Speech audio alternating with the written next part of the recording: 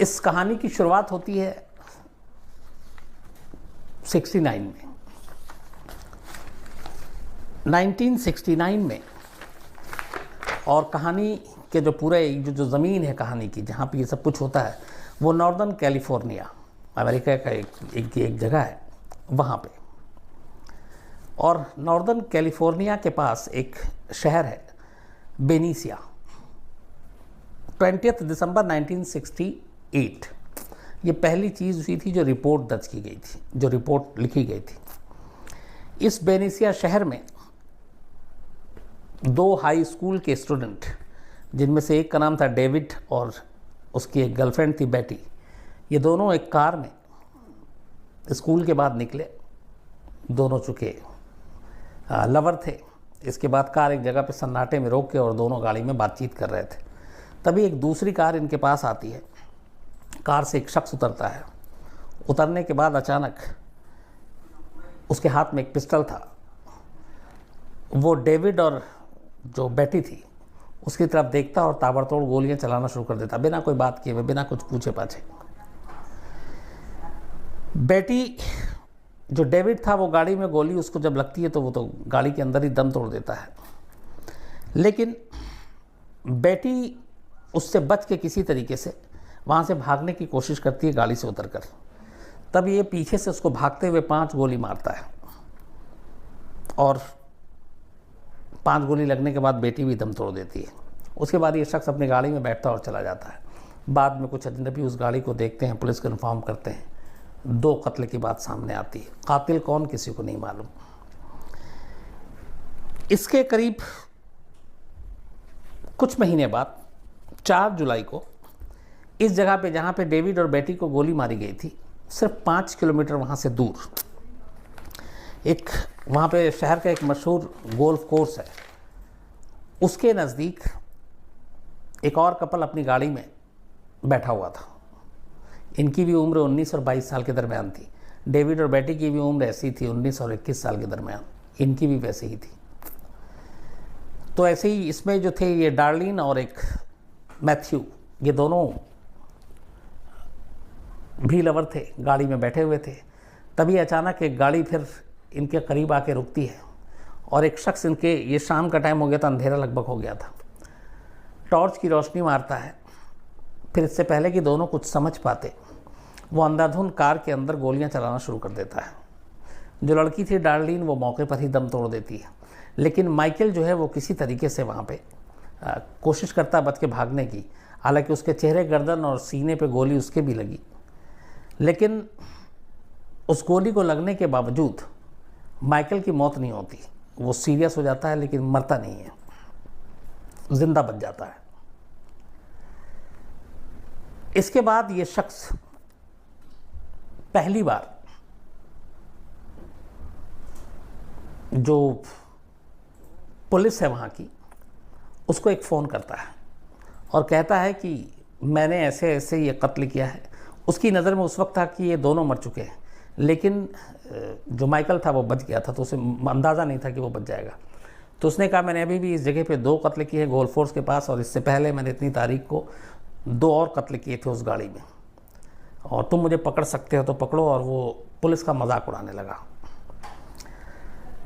अब उसके फ़ोन के बाद पुलिस की हवा ख़राब हो जाती है और पहली बार फिर पुलिस उन दोनों कत्ल की, जो अलग अलग थे, उनको एक साथ जोड़ के देखती है। और एक चैलेंज किया था किसी ने पुलिस को, तो वैसे ही पुलिस थोड़ी और भी बौखलाई हुई थी कि ऐसा कौन हो सकता है। लेकिन पुलिस अभी तफ्तीश करती, जांच आगे बढ़ाती, इससे पहले एक और अजीब चीज़ होती है। इस 2 कत्ल के अगले ही दिन वहाँ के 3 लोकल न्यूज़पेपर के पास एक पैकेट आता है और उस पैकेट में एक गुमनाम चिट्ठी थी। और उस चिट्ठी में ये लिखा था कि शहर में अभी 12 कत्ल और होने हैं और मुझे, वो कातिल मैं हूँ। और उसके साथ साथ उसने जो चीज़ लिखी थी उसमें लिखा था कि मुझे लोगों को मारने में बहुत मज़ा आता है। मुझे लगता है कि जो जंगली जानवर हैं उनसे ज़्यादा इंसानों को मार के खुशी होती है, क्योंकि इंसान से बड़ा कोई जानवर नहीं है। उसने ये भी लिखा कि मैं इसलिए इन लोगों को मारता हूँ क्योंकि इसके बाद जब मैं स्वर्ग में जाऊँगा तो जो लोग मेरे हाथों से मारे जाएंगे वो सब स्वर्ग में मेरे ग़ुलाम होंगे। तो मैं ऐसे ग़ुलामों की लंबी लिस्ट चाहता हूँ और इसीलिए इन लोगों को एक एक कर मार रहा हूँ, क्योंकि जब मैं स्वर्ग में जाऊँ तो मेरे ग़ुलामों की तादाद ज़्यादा हो जो मेरे इशारे पे वहाँ काम करेंगे। उसके बाद इसने उसमें जो लेटर लिखा उसमें कुछ ऐसे इसने अलग अलग गुप्त साइन भेजे, आड़ी तिरछी, कोई सर्किल, कोई स्क्वायर। और उसने ये भी कहा कि ये जो पूरा कोडेड जो हम भेज रहे हैं तुमको, ये एक तरह के कोडेड मजमून है। अगर तुम इस मजमून को पढ़ लो, समझ लो, मेरे ये जो इशारे में बात कह रहा हूँ, तो तुम मुझ तक पहुँच जाओगे, और अगर नहीं समझ पाए तो फिर तुम मुझे कभी पकड़ नहीं पाओगे। इसने ये लेटर भेजा और उस लेटर की सबसे ख़ास बात यह थी कि उसने ये लिखा कि अभी मुझे 12 कत्ल और करने हैं, और अगर ये मेरा लेटर अखबार के पहले पन्ने पे, फ्रंट पेज पे नहीं छपा तो फिर मैं और कत्लेआम करूँगा। तब न्यूज़पेपर को जब ये मिला तो फिर उनकी भी वो हुई कि क्या करें, अगर ना छापें तो वो कहीं और बेकसूरों को ना मारे। तो पहली बार ये लेटर मजबूरी में, हालांकि इसके छापने से पैनिक भी फैल सकता था, लेकिन फिर अखबार ने फैसला किया कि अगर ये वाकई सच में यही कातिल है तो फिर ये और ऐसा कत्ल ना करे। तो उसके मजमून, उसके लेटर को, उसकी धमकियों को अखबार ने छापा। छापने के बाद पहली बार लोगों को इस गुमनाम कातिल के बारे में पता चला। इसके बाद उसने कुछ और लेटर भेजे, फिर उसने खुद ही अपना नाम का खुलासा किया, और वो नाम का खुलासा ऐसे था कि उसने जेड बनाया और जोडियक लिखा। तो उसने अपना एक कोड नेम दिया जोडियक, और उस जोडियक के ज़रिए उसके बारे में लोगों को पहली बार जानकारी मिली। और उसका ये भी कहना था कि जो मैं मैसेज भेज रहा हूँ अलग अलग तरीके से, उसको आप डिकोड कर लो तो मुझ तक आ जाओगे, उसको डिकोड नहीं करोगे तो मुझ तक नहीं आओगे। पुलिस ने, लैंग्वेज एक्सपर्ट ने, बहुत सारे लोगों ने कोशिश की, लेकिन उसके मैसेज को कभी कोई समझ ही नहीं पाया। इस बीच में थोड़ा दिन बीतता है, अखबार में भी खबर छप गई, फिर पुलिस ने भी इन्वेस्टिगेशन शुरू की। 27 सितंबर 1969 की डेट आ जाती है। इस बीच जोडियक ने 2 और कत्ल कर दिए थे, और इस बार भी दोनों कपल थे जो सुनसान जगह पे थे, और उनको इस बार पहली बार अब तक जो कत्ल किए उसने वो गोली से किए थे, पिस्टल से किए थे। ये दोनों पहला कत्ल था जो उसने खंजर से किए थे, चाकू से किए थे।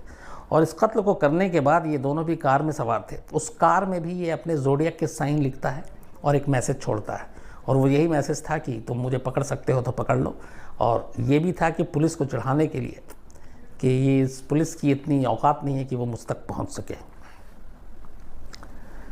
अब पूरी कैलिफोर्निया की जो पुलिस है इसमें लग जाती है, जांच करती है, लेकिन इसका कोई सुराग नहीं। बहुत सारे सस्पेक्ट को उठाया जाता है, पूछताछ की जाती है, पर कोई पता नहीं चलता। धीरे धीरे वक्त बीतता है, कई और जगहों से ऐसी लाशें मिलती हैं, बट लेटर आने का सिलसिला बंद हो जाता है।